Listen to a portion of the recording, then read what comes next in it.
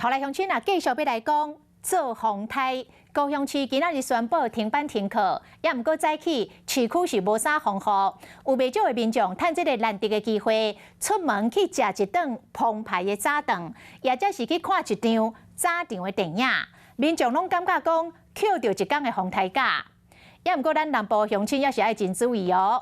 打来，这个风台外围的环流转为偏南风，会甲水汽带入去南部地区，南部的风雨愈暗会愈大。多数的风台外近，高雄市政府宣布今仔日停班停课。不过市区会知影风雨无介大，嘛敢若无风无摇，互真侪民众拢紧趁这个时阵出门看早场的电影。今天早上起床看到又没有风雨，会不会心情很开心？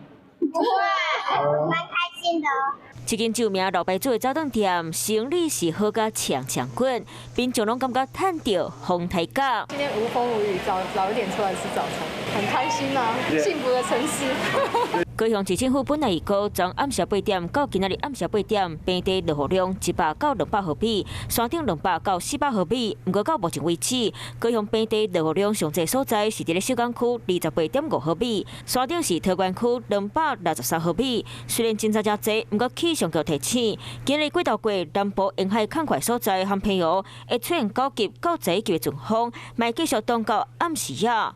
当时宣布停班停课的台南市，虽然下早共款风雨无透，不过市长黄伟哲唔够大气，下早就视察风水工程。虽然民众感觉趁到风台假，不过黄伟哲强调，风台的路线歹预测，主要嘛是以市民的安全做考虑。包括今天整体如果有任何一个时段，包括下午或者包括中午以后会下大雨、会淹大水，或甚至于造成市民的交通的一个不便跟安全的顾虑，我们都要考虑放假。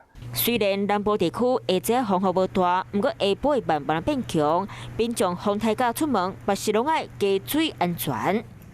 你好，我是宋彦明。想掌握最及时的新闻资讯吗？赶紧订阅、按赞、开启小铃铛，锁定华视新闻 YouTube 频道。